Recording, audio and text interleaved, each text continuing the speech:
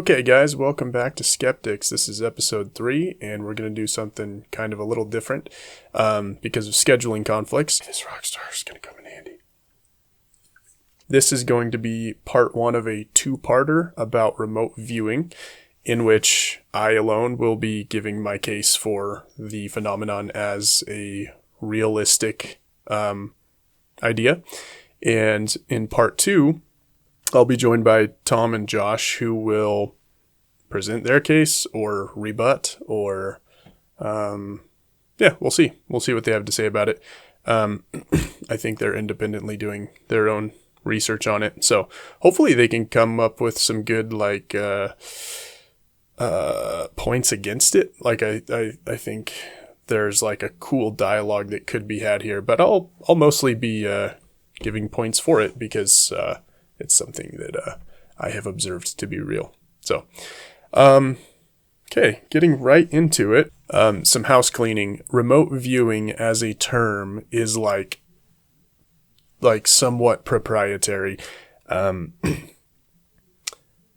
It refers specifically to the discipline, the practice that was trained and developed and studied by the Stargate project, by military intelligence, and I don't know, it was in conjunction with the CIA or something. I don't know the ins and outs, but the point is our government, the US government in its various branches, was engaged in a program called Project Stargate, which was like an umbrella for studying the phenomenon of clairvoyance, what you might call astral projection, the ability of individuals to probe into things that are not in their immediate surroundings, and to basically learn from some universal source of knowledge. So that is what remote viewing specifically refers to, and I know that some people, specifically David Morehouse, who was involved in the program, I think he gets pretty serious about remote viewing not being applied to related phenomena outside of that specific practice and protocol.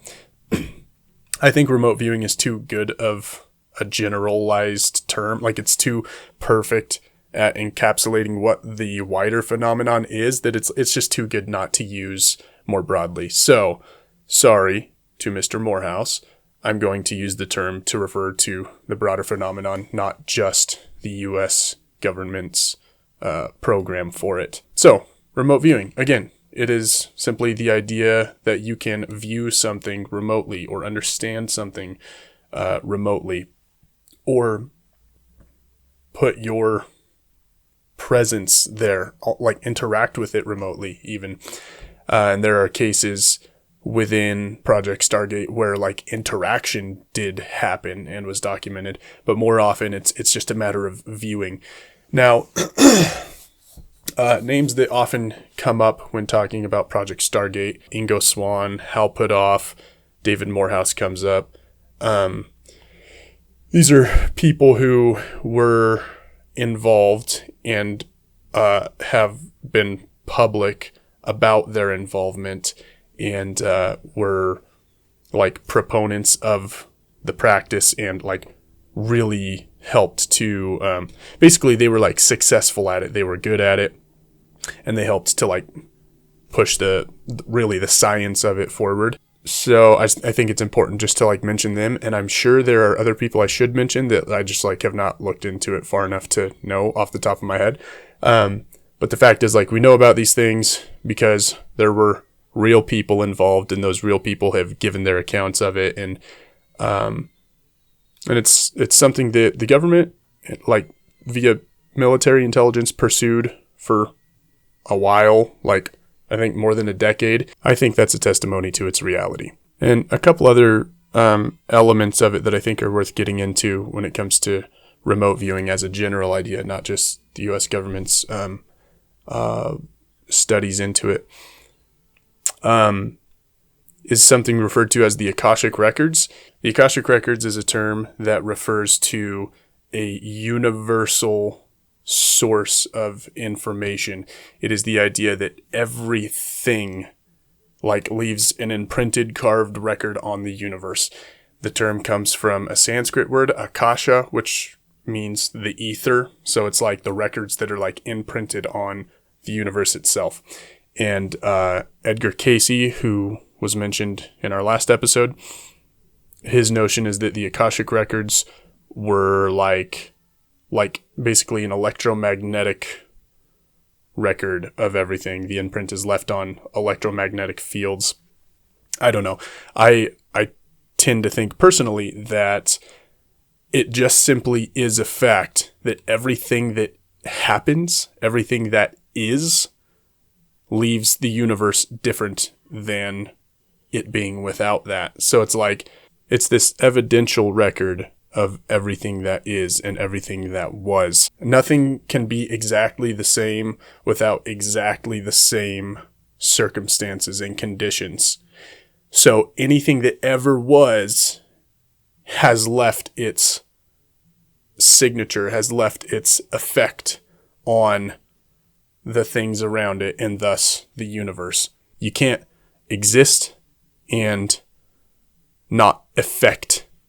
So I don't know that it needs to be a record written in electromagnetism or anything crazier than just it is, or rather it was, therefore the evidence of it, the trail of it can be seen in the universe.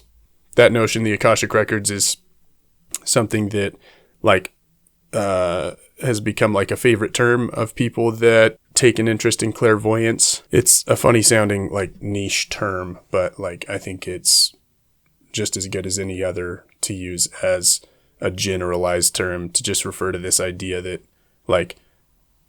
the information is there, how can you source it or read it? Another thing that causes me to buy into the idea of remote viewing is that so many of us have had dreams that have then become real, and not in ways that could even possibly be predicted. I'm talking about things that would be impossible for someone to suspect, or even a minor subconscious part of their brain to suspect might happen, but that do happen, and after they have been dreamt to happen. And also not because of that person going out and making it happen, because of the effect the dream had on them. I'm talking unpredictable stuff, completely circumstances completely independent of that person or their efforts or anything they were aware of, and those things coming true. I've had no less than 3 of those occasions in my life. One, I don't remember the actual dream. I just remember when the fulfillment happened. One I won't get into to avoid embarrassment. But one I will talk about is I had a dream that my brother walked onto our high school football field, and at the 50-yard line, he met a friend of his who was in his graduating class in high school. And you know, they were just talking, and they were standing on a football field, and my brother had not seen this person in, I think, 2 years. I think it had been 2 years since he'd graduated. And the very next day, we find ourselves at an event that I didn't know that we were going to, and I would have had zero reason to suspect this individual, again, just a random person that he went to school with that he didn't maintain a close connection with and hadn't seen in a couple years. The day that I woke up from that dream, we went to this event. That guy was there. My brother caught up with him, and half of what they talked about was football, because this guy was playing football for a community college at the time. And it was like so related to my dream. Like, I don't know. I dreamt my brother catching up with this random guy, 1 out of 150 or whatever in his graduating class. And football being relevant to the dream, and the next day, like, that happens. Like, say what you want, you can probably find coincidences in there or things that aren't satisfying to you, but like, I don't care. I know for a fact that that was precognition. Like, something about me sensed that upcoming, at least as a possibility, and it happened. And then the next thing I want to talk about is kind of a fun one. There's two parts to it. On the CIA's website, there are a bunch of declassified documents that were, made that way by FOIA requests and such. And one of those documents that has really captivated people, including myself, is I think the document is like titled Mars Exploration, and it was a remote viewing session that was conducted in 1984, where the CIA handler was, it was recorded and transcribed. So this document is a transcription of this remote viewing session. And the handler had specific goals given to him for this remote viewing session. And the subject, and I don't remember if we know who the subject was, if it was like one of these known names related to the program or not. I don't really remember.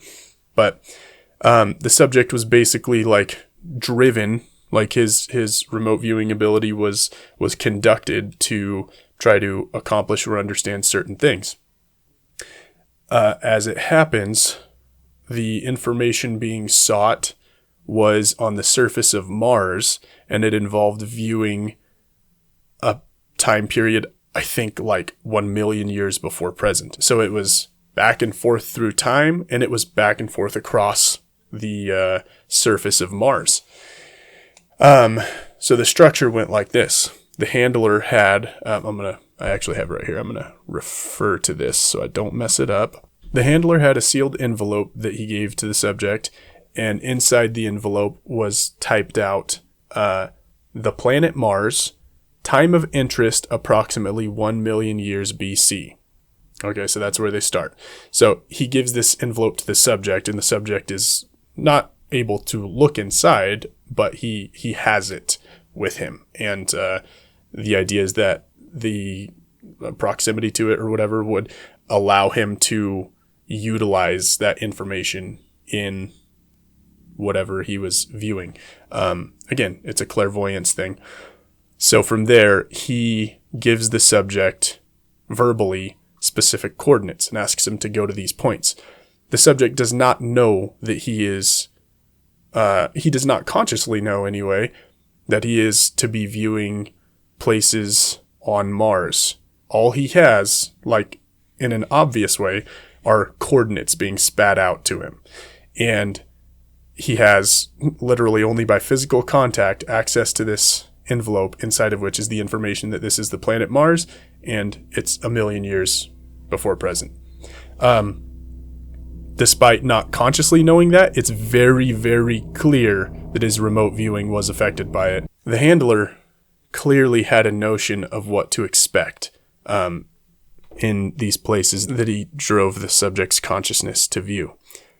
And the reason I say that is because as the subject reports what he's seeing or feeling, like what he interprets, from time to time the handler will pipe in and be like, okay, that's correct. Now I need you to move to, and send him to another place. And at a certain point in the recording, he makes a note to himself, not able to be heard by the subject.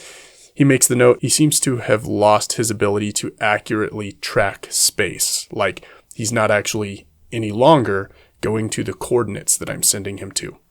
So up until a certain point, he was seeing and reporting on things that the handler could verify with what information he had and know whether or not the guy's viewing was accurate. Now, the crazy thing is that this guy was viewing structures, people, like not human people, but like human-like people, but that were very large, tall, skinny, I think he described them as, and like big mountainous structures. He described like pyramid-like structures that were like very, very large, and he would like go in and out of them and see what was on the outside and where it was, and he would go to the inside and kind of get a sense for what the rooms were like. And one of the moments where the handler like confirmed what he was viewing was when he was describing these structures from the outside. So like he's describing this wacky thing that like you have to think is his imagination or something. He's describing pyramids on Mars 1 million years ago. And the handler says, yes, that's correct. And that's like before they move on to another place. And again, there is a point at which he no longer can confirm what he's seeing and suspects that he has ceased following the coordinate instructions and has begun following things that are interesting to himself. These are just the observations of the handler. Now, leaving that for a second, I have a friend who, in experimentation, was conducting a remote viewing session on himself, and he wanted to go look at the planet Mars also. By coincidence, it was he had not read this CIA document because, like me, he suspects that there are mysteries there. There are things that we don't know about it, about its history. Halfway believing some of the crazier things that people say about our government already having bases on Mars and whatnot. And I'm halfway there too. I don't know. It sounds crazy to me sometimes, but other times it's like it's just an open book at this point. There's just so much that we don't know. And we're used to being lied to by NASA, by the CIA, by the Defense Department, by everyone in the government who knows anything. I mean, just think about like UFO disclosure. Like, how many decades did they intently study these things whilst telling us that they don't exist? So we know we're being BS'd about that kind of stuff. Anyway, okay, all that aside. In trying to remote view Mars, he felt himself pulled to like one particular place in the northern hemisphere on the surface of the planet. And as he felt it out and as he kind of drew into that space, he sensed that beneath the surface there was something with structure. And to him, it took the form of a white marble, he called it. So I don't know, imagine like a very large spherical or hemispherical structure under the surface. He sensed that it was a sort of refuge and that there were like people in there, that it was a place for them to wait out some sort of catastrophe and to wait for help, basically. He also sensed that whatever was inside of this thing had a message that they were like broadcasting, like with their minds. He saw it like the message materializing on the surface of the marble. He was like reading it on the surface of this white sphere under the ground. And the words that he was perceiving were, "We are watching or waiting for you to open your hearts or minds." And he couldn't make his mind up about watching or waiting. He said that whatever the sense was, it was both of those, but like contained in one idea, one word. And same with hearts and minds. He said that the sense was that it was both, but the best he could say it in English was, "We are waiting for you to open your heart minds." Little wacky, right? I found it very interesting though. And one day, while rereading this CIA declassified Mars exploration remote viewing transcript thing, I came to this point where the subject says the following about the beings that he saw there. "They're ancient people. They're dying. It's past their time or age." And the handler says, "Tell me about this." Subject says, "They're very philosophic about it. They're looking for a way to survive, and they just can't seem to get their way out. They can't seem to find their way out. So they're hanging on while they look or wait for something to return or something coming with the answer." And I was immediately struck by this. They look or wait for something to return. Because like if someone's waiting for something to return, you would only describe it as waiting. But this guy felt that what they were doing was looking/waiting for something to return. And yes, while they were waiting, they were probably looking. But it seems more like he couldn't make up his mind about which of those words was right while they look or wait for something to return. And that paralleling so closely my friend's reading of the situation just blew me away. Again, call it coincidence if you like, but to me, what's going on here is obvious. It's that both of them were picking up on the same thing, independently of one another. Again, he had not read this, but he had the same experience. So you might be put off by the kookiness of that subject matter, but what's going on between that and other experiences and other, testimonies to this phenomenon, what's being built is a picture of something real that is not easy to explain away. When you're not actually probing and trying to understand, yeah, it's easy to say that everything is BS and there can't be any reality to anything weird or fringe, but I consider myself a pretty thorough guy. This may surprise you, but I'm actually skeptical about a lot of things. Like, I put in the time to weed stuff out that doesn't work, stuff that doesn't make sense. And what all my experiences and all of my observation and all of my study and all of my reading have converged upon in regards to this subject is that there is something real to the phenomenon of remote viewing.